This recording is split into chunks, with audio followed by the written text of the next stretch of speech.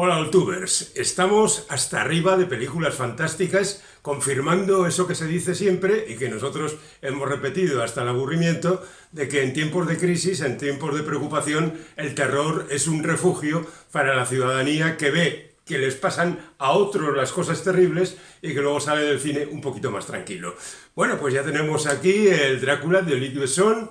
Podíamos pensar que también deberíamos tener el Drácula de Radu Jude, pero ese va a ser más difícil que se vea en los cines.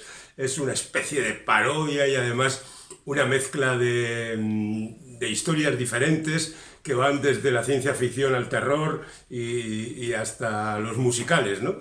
Es una película en la línea del director, que trabaja mucho y que ahora se ha metido con Drácula, de la misma manera que parece que la siguiente película de este director rumano va a ser también otra película de terror, como es una adaptación del Frankenstein. Frankenstein y Drácula están últimamente al pil-pil, y Luc Besson no podía dejar pasar la oportunidad porque él está siempre ojo a visor para conseguir sus propósitos. Sus propósitos yo creo que son, por un lado, hacer películas monumentales, tremendas, que se hable de ellas, que sean famosas y que recauden mucho dinero, y por otro lado también hacer películas de otros directores que le sirvan, por un lado, para ganar más dinero, si es posible, de ahí que haya producido series como las de Taxi, como Venganza, como Transporter, películas como Colombiana, pero también en su momento ha producido películas extrañas como Los tres entierros de Melquiades Estrada, por ejemplo,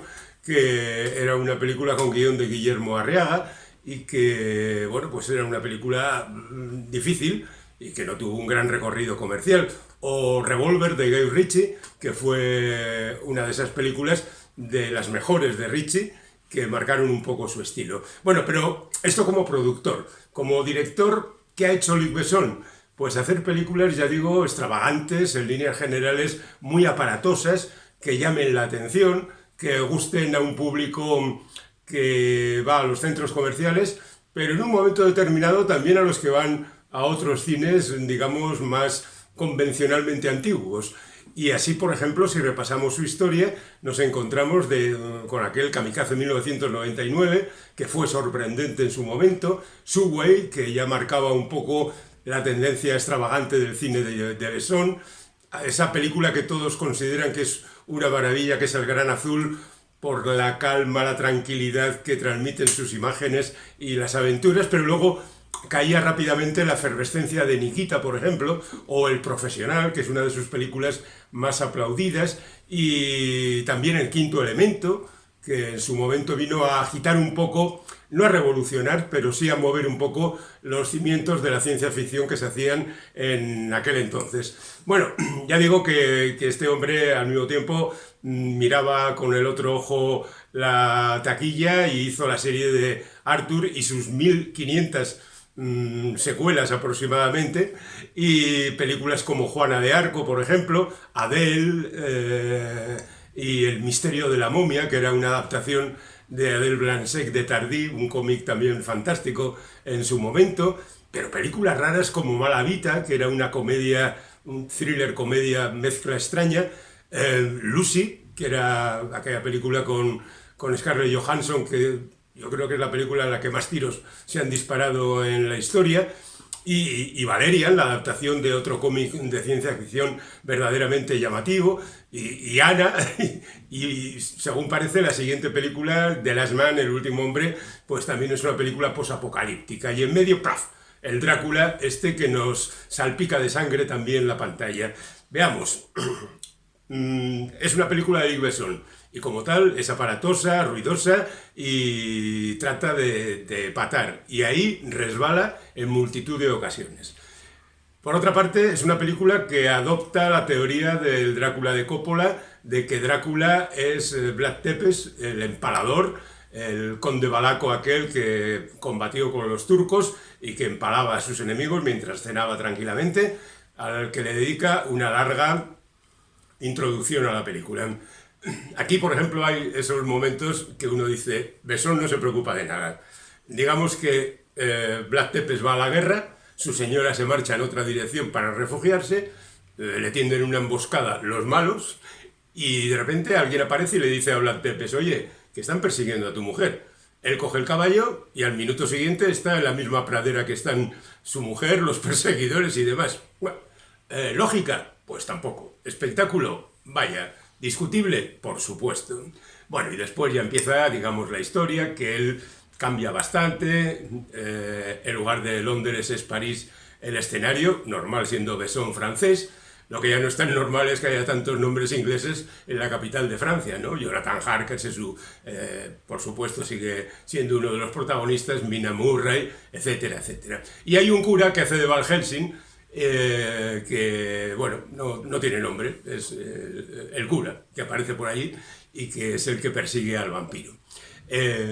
Por supuesto, el vampiro tiene que seguir el trayecto, llegar al lugar, tratar de morder a la protagonista y luego ya se lía y empiezan a soltar cañonazos y a atacar el castillo de Drácula en los Cárpatos y allí se lía una tremenda que es seguramente lo peor de la película.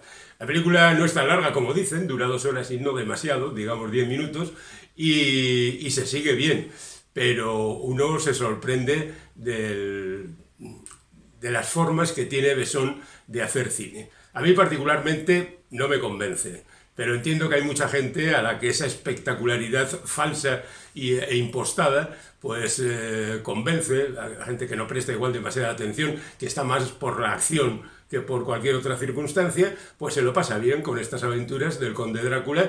Un Conde Drácula que estaría a la altura, en cuanto a interpretación y aspecto, de aquel vampiro que se inventó Terence Fisher en Las novias de Drácula cuando Christopher Lee le pidió más pasta por interpretar la siguiente película de Drácula. Luego volvería Christopher Lee, por supuesto, en Los tiempos de la Hammer. Pero quiero decir que es un vampiro que tampoco inspira repulsión, atracción, atractivo sumo, fascinación erótica. Es un vampiro que tampoco hace las cosas muy bien. Y luego está el actor que interpreta al sacerdote, que por cierto también está en la película de Guillermo del Toro, Christoph Waltz, que aquí hace otro de sus papeles, pues un poquito pasados de vuelta. Yo creo que en definitiva Christoph Waltz ha basado toda su carrera en hacer sus interpretaciones un poco demasiado excesivas, y por eso consiguió fama con Malditos Bastardos y con sus siguientes películas. Así que, bueno, se lo vamos a aceptar sin dar mayor problema. ¿Cuál sería el veredicto para esta película? Pues que después de verla, a mí me gusta más el Nosferatu de Eggers, que no me gustó demasiado en el principio. Que por otra parte considero que va a ser una película razonablemente comercial, si es que el espectador no se ha cansado tanto de este tipo de cosas, y que por supuesto el bueno de Besson ganará un dinerillo.